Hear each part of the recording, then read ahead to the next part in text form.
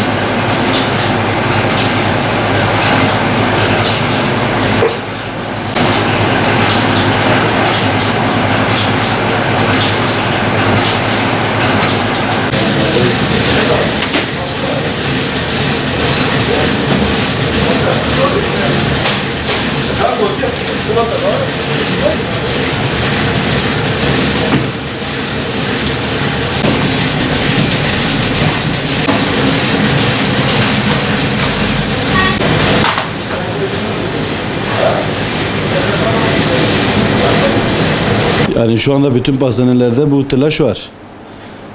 Şu anda bizi de gördüğünüz gibi son günlere yaklaşınca bugün zaten yarın son gün bu arada Ramazan'ın. Bugün yarın son yapabileceğimiz var. Ramazan'a yapacağımız tatlar 2 gündür.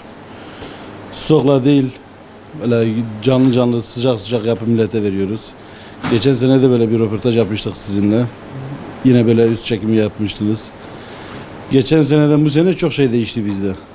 Hani fıstığımız olsun, şekerimiz olsun, el açmamız olsun.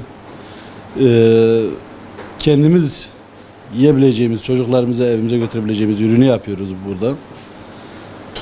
Kendimiz yemeyeceğimiz, çocuklarımıza vermeyeceğimiz şeyi burada da satmıyoruz. Geçen seneden bu sene işimiz artmıştır çok şükür. Katlanarak artmıştır.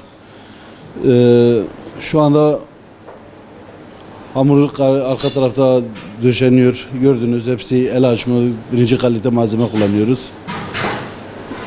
Son 2 güne girildiğinde bizim de son 2 günümüz oluyor. Biraz yoğun çalışıyoruz. Yani mesai saatimiz diyorum ya bizim de son 2 günümüz oluyor.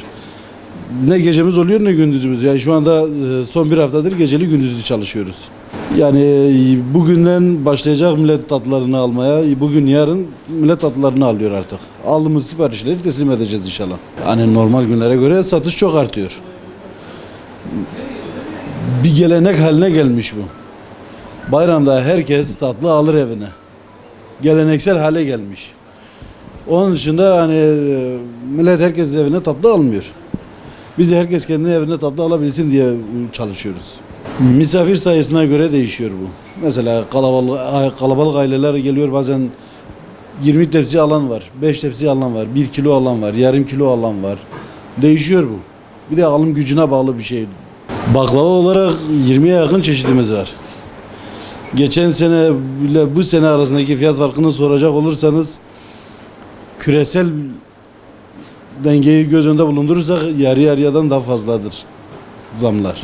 Yani şu anda fıstıklı baklavalarımız 600 liradan başlıyor, 1500 liraya kadar çıkıyor. Bu her kesimin imkanı olanla olmayanın da alabileceği ortada bir şekilde yapıyoruz.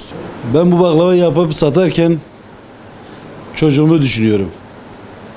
Bunu verdiğimde sağlığına zarar verir mi? Kalitenin ucuzu olmaz. Kalitenin ucuzu olmaz. Baklavalarımız %100 el açımıdır. %100 şeker, Konya şekeridir. Glikoz içermiyor, katkı maddesi içermiyor. Limon tozu, şeker, başka bir şey yok. Yarın siparişleri kapatıyoruz mesela. Bugün siparişleri kapatıyoruz. Yarın sadece sipariş dağıtacağız. Evet hocam, bayram yoğunluğu var. Bayağı bir ilgi, alaka var yani. Genelde şu an yoğunluk baklava üzerine.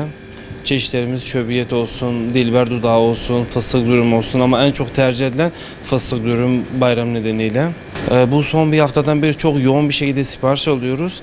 Ama bu son 2-3 gündür bayağı yoğunluğumuz var yani. Bugün son gün efendim. Bugün bir de yarın son baklavamız zaten tükeniyor. Bayağı bir rağbet var. Yani bugünden başlayacak efendim. Yarın herkes bütün tatlısını alacak ve bitecek, öyle söyleyeyim.